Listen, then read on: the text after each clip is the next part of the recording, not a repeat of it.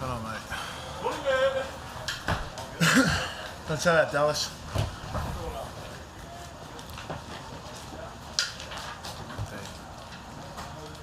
Oh no. All right, guys, questions for Jordan? Stout kind of talked about the first time you saw you work out when you came out to work out. What do you remember from that? Very intense day for me. I remember seeing him walking. I met him in the car park, and it's like, oh wow, I can feel the intensity already, and I was right. Just from the get-go, when he said hello, and then walked straight into the classroom, and then it was just like straight to the business, trying to teach me 2 and 3 jet protection. It's very intense. Now, Jordan, you told us that he put something on the grease board. He erased it, told you he was coming back the next day, and he said you tried to sneak back in there. You remember that? Yes. He's standing right there, guys. Come on. He doesn't know that. He doesn't know I did that. Come on now. No, he told the story. You know. Yeah, I was a bit cheeky. He's very secretive about his, I guess, game planning, and when it comes to football, he just wants to protect everything that he knows, So for me, when he said that, immediately I went, how can I cheat this process? And I just remembered everything on the board, and then I was like, okay, I'm gonna try my best to rewrite it. And so when he was scrubbing it off, I noticed, because when he gets intense, it kind of like pushes the pen in. So it kind of, when he rubbed it out, it still left the, all the circles, every rule that he wrote. And so then as soon as I said bye to him, I just went back with a red marker, just drew everything I could see on the board, and I was like, yeah, this is it. I think I still have the photo on my phone, to be honest. Then I took a photo of it every night. I just would read it. What do you think he did the next day when you recited it to him? He was pretty happy. He was actually like blown away that I remembered it. Little did he know I had little cheat there for me. So. Jordan, how has your relationship with him evolved over the last few years? It's evolved immensely. That's just due to the man he is and the coach he is.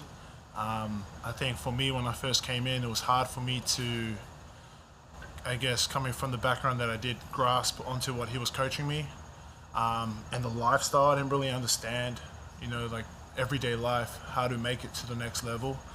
So I think, once I started to, I guess, take his coaching on board and try and adapt it in my everyday life, when I saw that I was doing things right, it made me just want to keep learning more from Coach Stout and try and keep doing the things that he's telling me to do, because I was showing progress, and for me that was important. And so I guess the more comfortable I got with him when I was applying everything he was teaching me, the more our relationship evolved. Just because I felt more comfortable, I could go up to him and ask him, I know I messed it up wrong here. What else can I do?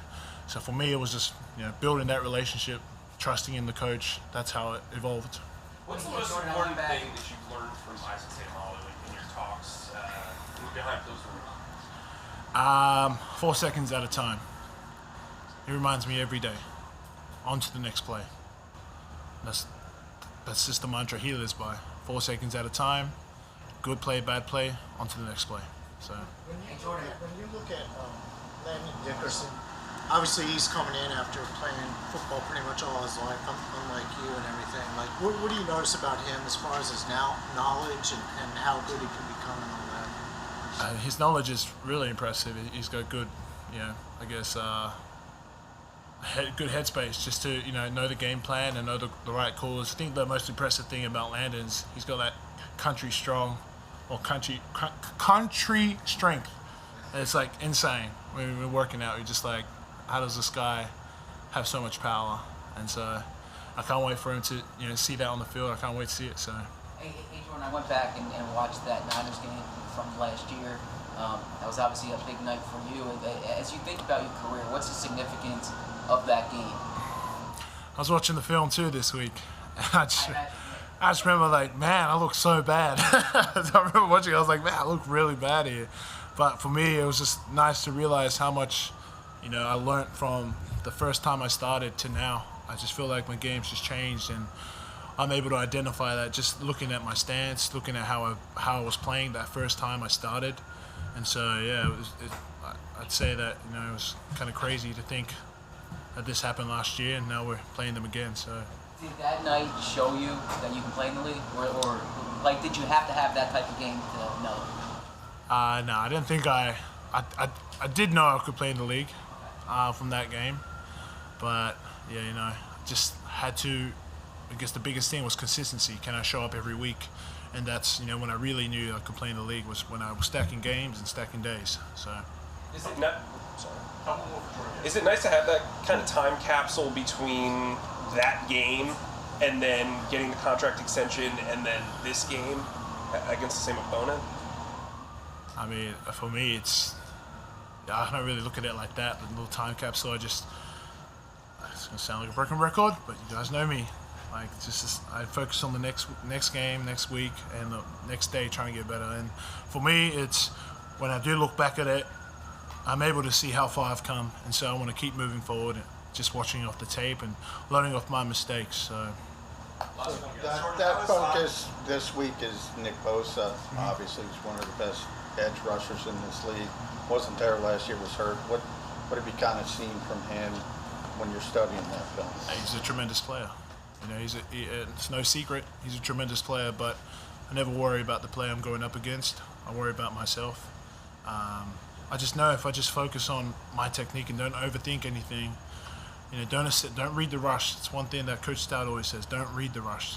Get to your spot, and you'll be comfortable. So I think if I just focus on myself, focus on my set, focus on getting off, doing the things that I know how to do and that I've been coached, I think I'll be in a pretty good spot on Sunday. But we'll see what happens on Sunday. Jordan, how has Andre been transitioning to his new role now? Andre's been great. I think he's really embraced the role now. He's, I guess, adopting what Coach Sirianni was saying. Embrace your role, know your role, and he's at the end of practice just working on his sets on both sides, and he's just really just trying to nail it down now. He's working right tackle, he's working left tackle. He's doing everything he can to be a valuable member of this team, and I respect that. All right, thanks, guys. Thanks, Jordan. Thanks, guys.